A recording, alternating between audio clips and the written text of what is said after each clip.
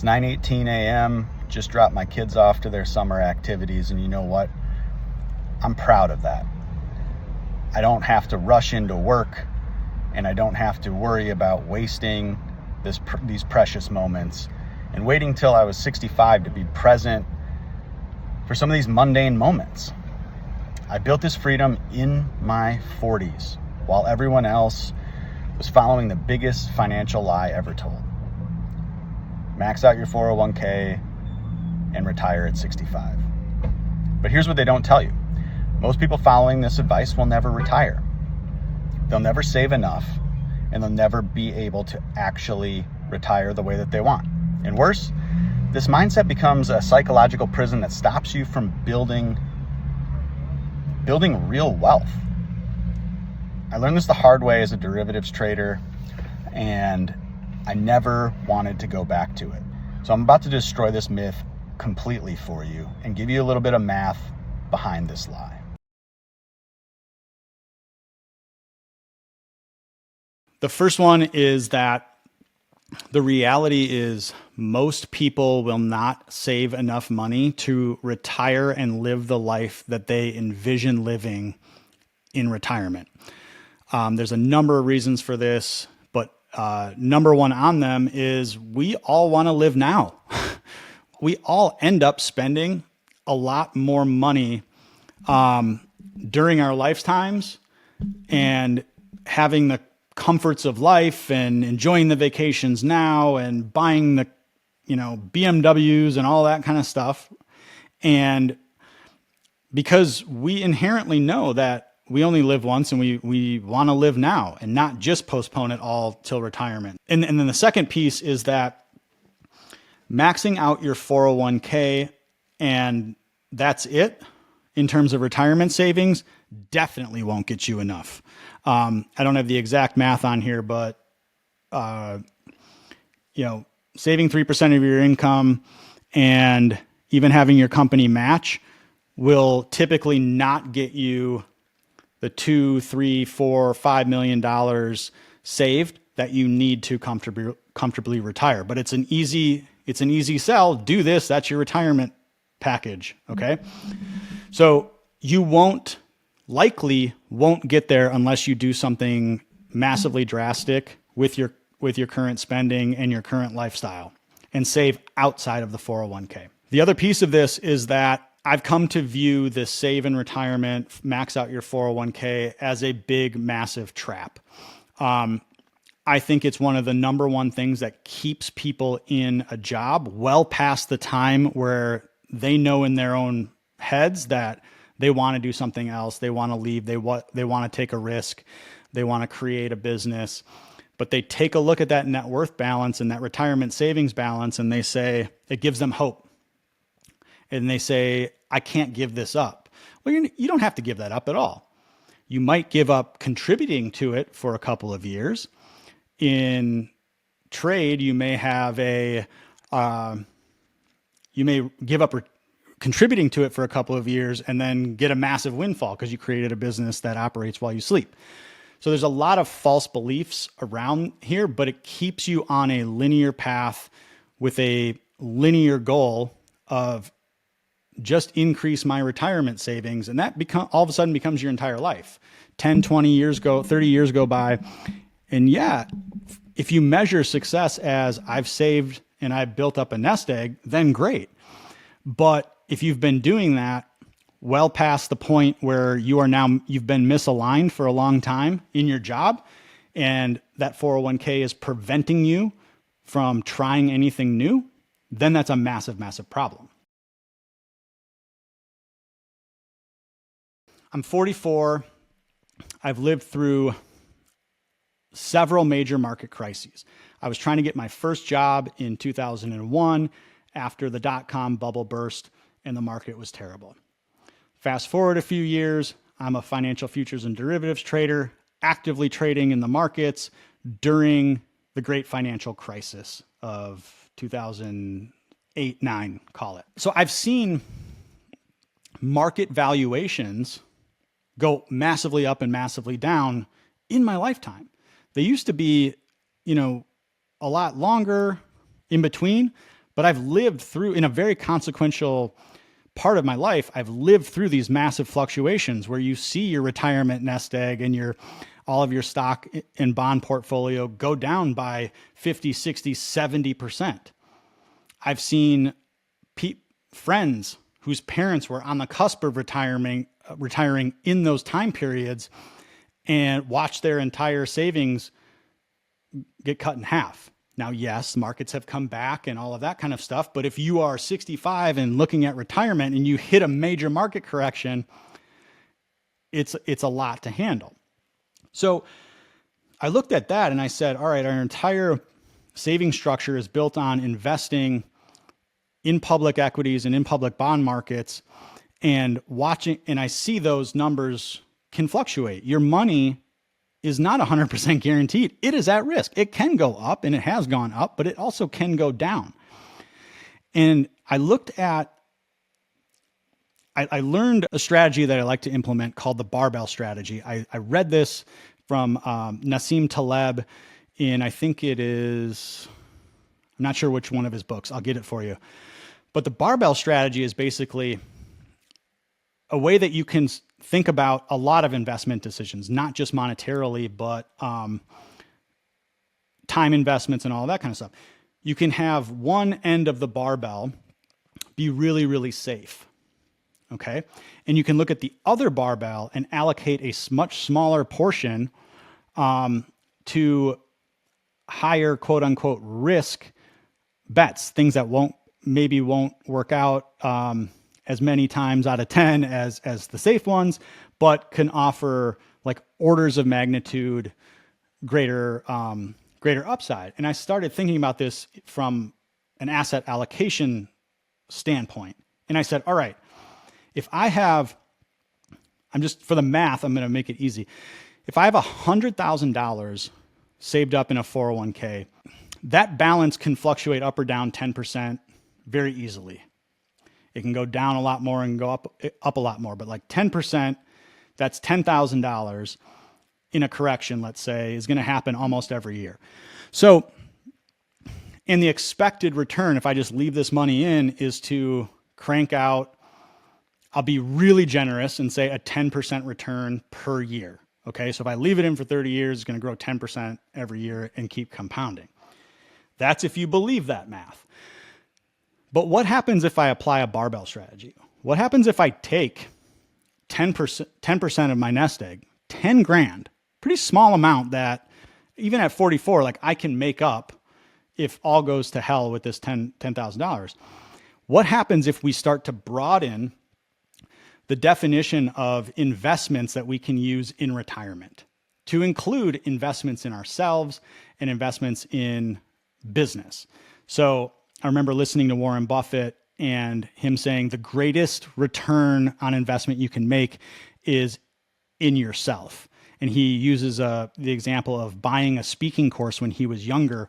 And he says that was the greatest trade I've ever made because I paid like $1,000 for the speaking course and I have leveraged that, thousands of percent over the course of my career. So when you start to think about self-investment and understand and connect it to return on investment, these things become less risky. So I started looking at applying barbell strategy to my entire investment portfolio and saying, all right, I've got a bunch of safe assets and I've got some retirement funds, but what if I take 10%? If I have $100,000, I take 10%, $10,000, and I invest it in in myself and in a business I care about. Well, the reality is, in this day and age, it's not that difficult to build a business that generates $10,000 a month. Okay.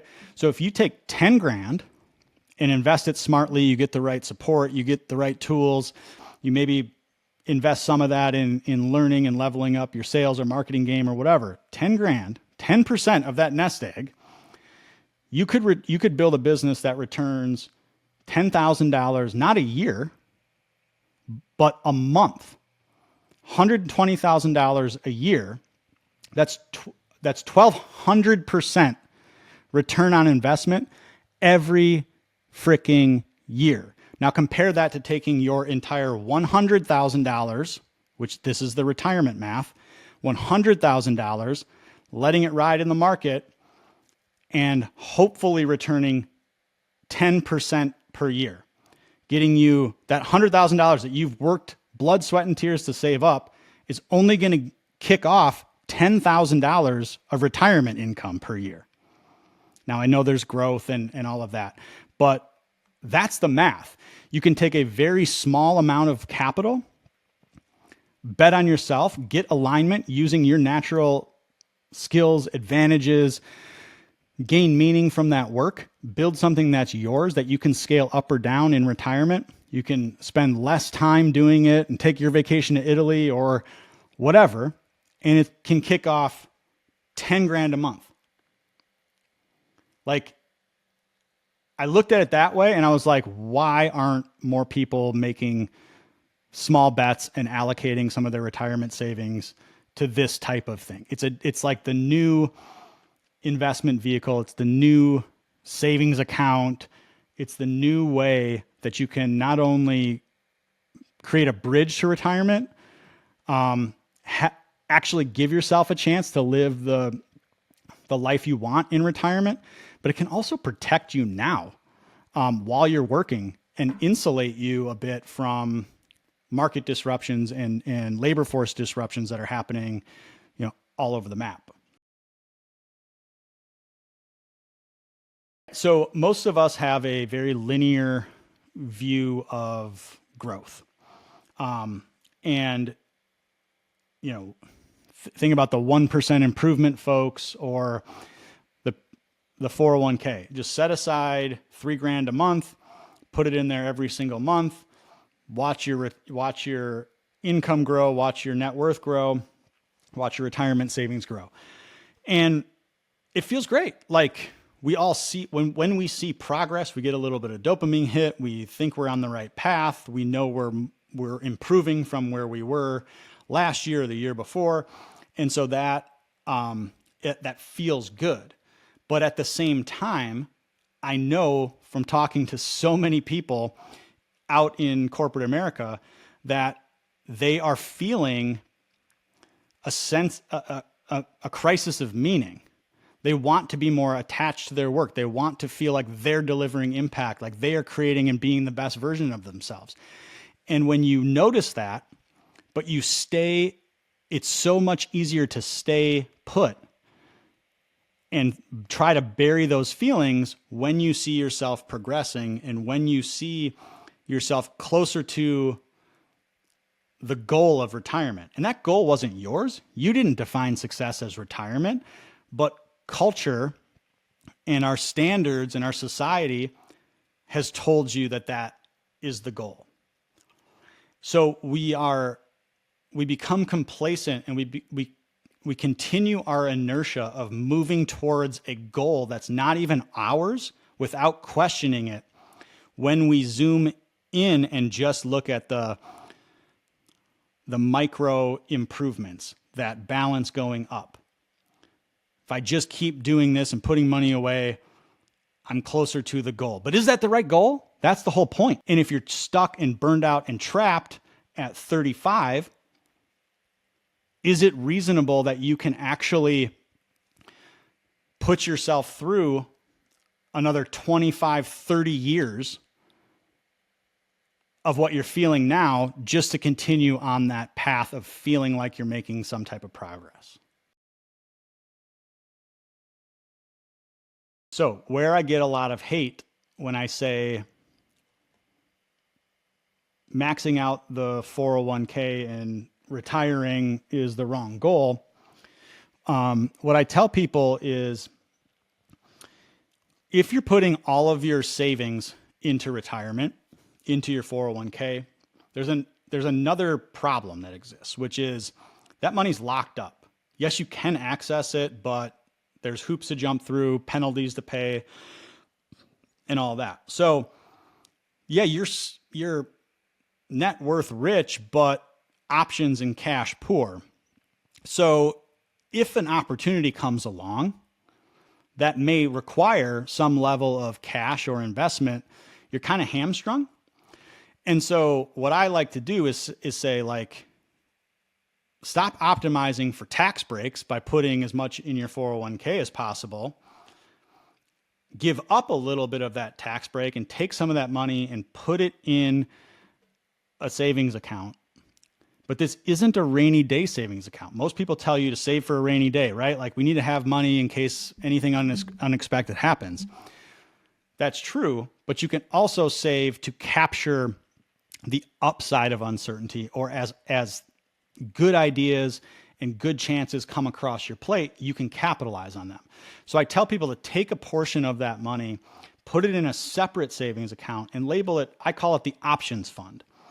And that is money that is earmarked for you to take a shot on yourself, for you to take a risk, invest in yourself for massive upside growth, not linear 3, 4, 5, 10% return, but like change your life type stuff. So that might be investing in, skill acquisition when you're super young, or as you get older, it may be taking a little bit of that money and investing in a business or a partnership, opening a restaurant, or whatever it might be. But the idea here is that you have a pool of capital that you are accumulating. If you never take a shot, fine. It's money saved. The only thing that you haven't optimized for is maybe you paid a small amount extra in your taxes each year, but you still have that money and it's safe. Okay? But that money is earmarked for you to invest in yourself. And that is a psychological commitment that you're making. It's subtle, but it's a psychological commitment that says, I'm not for the status quo. I'm for, maybe I haven't found the right opportunity yet, but as I continue to grow and evolve myself, that is there in my support network as a resource and as an asset that I can and am willing to use to propel myself on a different trajectory. If you're taking all of the money that you have allocated towards savings and putting it and locking it up in long-term retirement accounts that have penalties, I think you need to reconsider that strategy. I think you need to maybe take your foot off the gas there a little bit and start accumulating an amount of money that you feel you want to have available to use and invest outside of the retirement system. That way you still have the money. It's still yours, but it's available should you want to use it, instead of going and raiding your 401k and paying a 15% penalty and all of that kind of stuff. Say you have $100,000 saved in your retirement account. That money is locked up. You can't touch it till you're 70 and a half or whatever the number is. Let's take Wall Street at its best and say that Wall Street and all of your financial advisors are telling you you're going to get an 8 to 10% annual compound return over time on that money. So what that means is that on average, $100,000 invested, you're going to have 110 at the end of next year. On average, things can go up, can go down. All right, great.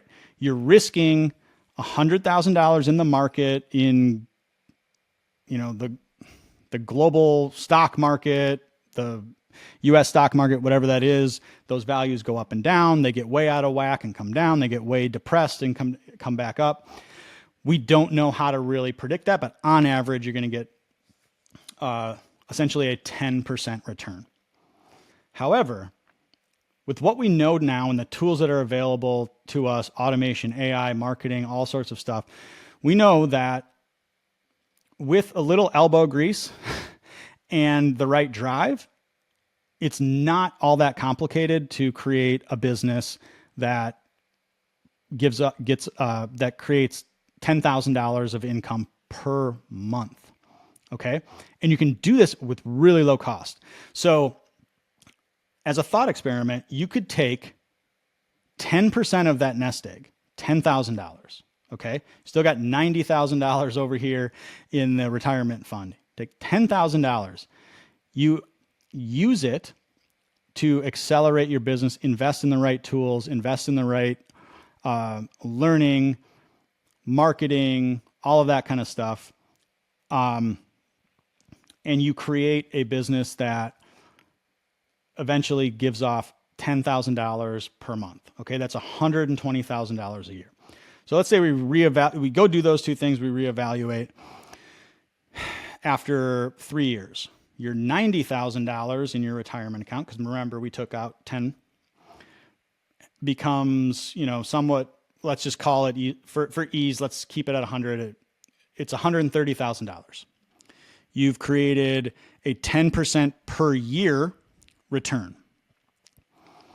Over here, you've taken 1/10 of that amount of money, put in some time, put in some elbow grease, obviously, and now you're making $10,000 per month or $120,000 per year on the side while you're working your job. That is over here, you have a 10% return. Over here, you have a 1,200% return. It's as simple as that. And if this doesn't work, you've lost 10 grand and you still have 90 over here. And yeah, you've dipped a tiny amount, but you're still able to catch up through, smart savings, through added savings or whatever. Like, you've got plenty of room to get back on the train here. You're risking a very, very small amount of money for an outsized return that could completely change your retirement dynamics. It could completely change how you live the rest of your life. But here's the thing. Most people never take that first step because they're psychologically trapped by watching those retirement numbers grow. Look, if you're completely stuck and feel like that 401k is the only thing keeping you sane, but deep down you want something more, I've been there. It's a terrible place to be, and that's why I built the Freedom Accelerator Lab. It's not about abandoning financial responsibility. It's about breaking the linear thinking that keeps you trapped and building real wealth through your own advantages and skills that actually work in the real world. If you want to see exactly how this works for your specific situation, I'm offering free clarity calls. The link is in the description below. And if you found this helpful, hit subscribe because I'm breaking down all the conventional wisdom that keeps high achievers stuck. Speaking of which, you should watch my video on other dumb advice everyone gives. Just follow your passion and quit your job. I'll link it right here. The advice is just as dangerous as the retirement trap I just exposed. So see you in the next one.